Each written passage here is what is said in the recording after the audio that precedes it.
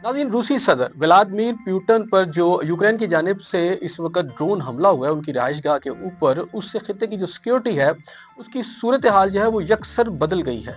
इस वक्त जो उम्मीद की जा रही थी कि इस वक्त यूक्रेन है और जो रूस है इसके दरमियान में कोई सुलह हो जाएगी, कोई मीडिएशन हो जाएगी अमेरिका की जानिब से, और उस मीडिएशन की बदौलत जो है जंग बंदी जो है इस इलाके में हो जाएगी और अमन कायम हो जाएगा। उसकी उम्मीदें जो हैं वो इस हमले के बाद दम तोड़ चुकी हैं। अब इम्कानात इस बात के कवी हैं कि इस वक्त रूस इसके ऊपर जवाब देगा, और अगर रूस जवाब देता है तो फिर डेफिनेटली एक बड़ी जंग और मोहलिक जंग जो है वो शुरू हो सकती है, क्योंकि टारगेट इस वक्त कोई और नहीं, खुद रूस के सदर हैं। अब इस सूरत हाल के अंदर रूस के ऊपर दो तरह के जो मैं समझता हूँ कि असरात आ सकते हैं। एक तो ये है कि इस ड्रोन हमले की सूरत में अगर ये हुआ नहीं भी है और ये रूस की तरफ से कहा जा रहा है, तो सूरत में रूस जो है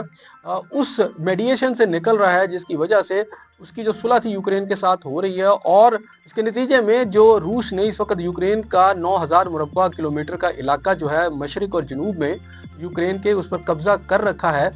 उसे वापस देना पड़ेगा। अगर चाहे पूरा ना भी दे तो कम से कम एक बड़ा इलाका उसे वापस करना पड़ सकता है, जिसकी वजह से मैं समझता हूं कि रूस के लिए एक परेशानी भी थी। हम इस हमले का एक और पहलू ये भी है कि रूस ने ये साबित कर दिया पूरी दुनिया के ऊपर कि ये जो ड्रोन हमला किया गया है जिसके अंदर तकरीबन 91 ड्रोन यूज़ किए गए हैं तवील फासले वाली, यानी 1000 किलोमीटर, और जो इस वक्त यूक्रेन के पास 1000 किलोमीटर वाले जो लॉन्ग रेंज जो है ड्रोन्स हैं वो UJ-25 है और ये स्काईलाइन कहलाते हैं। और ये जो तैयार किए गए हैं ये तो यूक्रेन ने तैयार किए हैं, लेकिन यूक्रेन ने इसके अलावा भी बरतानिया के साथ मिलकर तवील फासले वाले ड्रोन जो हैं वो तैयार कर रखे हैं या उसके ऊपर काम कर रहा है। जैसे पाकिस्तान के पास तवील फासले तक मार करने वाले सरफरोश ड्रोन मौजूद हैं, और ईरान के पास फितरस और कमान 22 के जो ड्रोन्स हैं ये 1000 किलोमीटर तक मार करने वाले ड्रोन्स मौजूद हैं। अब रूस को इसका जो फायदा पहुंच रहा है वो ये है कि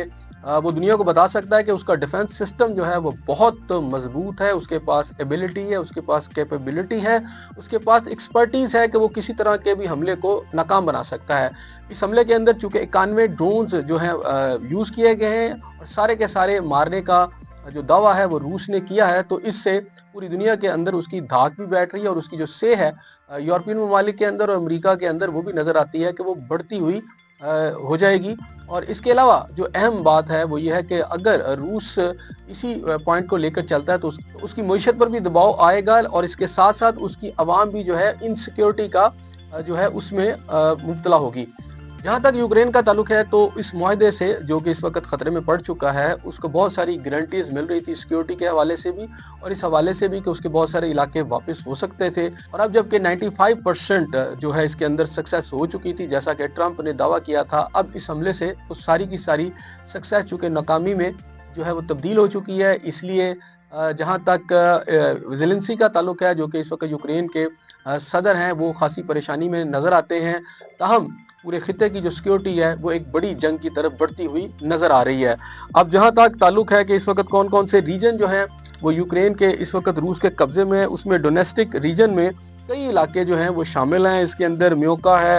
ह्योलाई पोले है और मेरानो ब्रॉड वगैरह के इलाके हैं जो उम्मीद की जा रही थी कि रूस से वापस मिल जाएंगे यूक्रेन को अगर कोई अमन डील होती है। इसके अलावा आर्टिकल 5 है जिसके तहत नेटो फोर्सेस जो हैं वो यूक्रेन को मजीद जो सिक्योरिटी की गारंटीज जो हैं वो भी देने को तैयार हैं अगर ये मुआहदा जो है तकमील तक पहुंचता है। ताहम फिलहाल सारी बातें खटाई में पहुंच चुकी हैं। अब देखना यह है कि रूस अपना रद्द अमल किस तरह देता है, किस वक्त देता है और किस अंदाज में देता है।